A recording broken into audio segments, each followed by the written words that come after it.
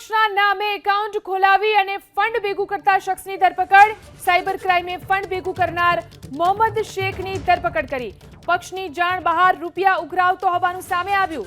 ખજાનચીએ cyber crime police સ્ટેશનમાં આ અંગે ફરિયાદ નોંધાવી. તો કોંગ્રેસ પક્ષના નામે એકાઉન્ટ ખોલાવી ફંડ ભેગું કરતા શખ્સની ધરપકડ કરવામાં આવી છે. સાયબર ક્રાઇમે ફંડ ભેગું કરનાર મોહમ્મદ શેખની ધરપકડ કરી. પક્ષની જાણ બહાર રૂપિયા ઉઘરાવતો હોવાનું સામે આવ્યું હતું. ત્યારે ખજાનચીએ સાયબર ક્રાઇમ પોલીસ સ્ટેશનમાં આ અંગે ફરિયાદ નોંધાવી છે. તો કોંગ્રેસ પક્ષના નામે બારોબાર એકાઉન્ટ ખોલાવી અને ફંડ ભેગું કરવામાં આવતું હતું. આ કેસમાં એક શખ્સની ધરપકડ કરી લેવામાં આવી છે. સાયબર ક્રાઇમે ફંડ ભેગું કરનાર મોહમ્મદ શેખની ધરપકડ કરી લીધી છે. પક્ષની જાણ બહાર આ વ્યક્તિ રૂપિયા ઉઘરાવતો હતો તેવી વાત સામે આવી, જેમાં મોહમ્મદ શેખ નામના વ્યક્તિની ધરપકડ કરવામાં આવી છે. વધુ જાણકારી મેળવી અમારા સંવાદદાતા અર્પિત ફોન લાઈનથી જોડાયા છે. જી અર્પિત, કેવી રીતે પક્ષના નામે ખોટું એકાઉન્ટ ખોલાવી ફંડ ભેગું કરવામાં આવ્યું?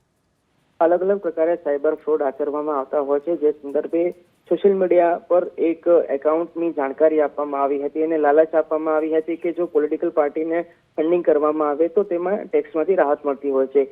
આ કારણે જ કેટલાક લોકો આ એકાઉન્ટમાં દાન કરતા હતા, જે બાબતે ધ્યાન હેમાંગ હર્ષદભાઈ શાહ કે જેઓ સેટેલાઇટ વિસ્તારમાં રહે છે અને એનસીપી પક્ષના ખજાનચી તરીકે કામ કરે છે, આ બાબત એમના ધ્યાને આવી, જેને લઈને સાયબર ક્રાઇમ પોલીસ સ્ટેશનમાં ફરિયાદ નોંધાવી હતી અને ફરિયાદના આધારે એક મોહમ્મદ શેખ નામના આરોપીની ધરપકડ કરવામાં આવી છે. સાયબર ક્રાઇમ ધરપકડ કર્યા બાદ કેટલા સમયથી આ એકાઉન્ટ ચાલુ હતું, કેટલા લોકો પાસેથી પૈસા લીધા છે, કેટલા પૈસા ઉઘરાવ્યા છે, તમામ બાબતોની તપાસ હાથ ધરી છે. પણ એક આ નવો કિમિયો હાલ સામે આવ્યો છે કે સીધું નાના મોટા જે સાયબર ફ્રોડ હોય છે સોશિયલ મીડિયા માધ્યમથી એ તો થતા હતા, પરંતુ એક આ ગંભીર પ્રકારનો અને મોટી નામચીન પક્ષ હોય એના નામે પૈસા ઉઘરાવવામાં આવતા હતા. એટલે આ ગંભીર ઘટના સામે આવી છે અને આરોપીની પૂછપરછ કર્યા બાદ કેટલીક મહત્વની જાણકારી સામે આવે એવી શક્યતાઓ છે. જી આભાર અર્પિત તમામ જાણકારી આપવા માટે.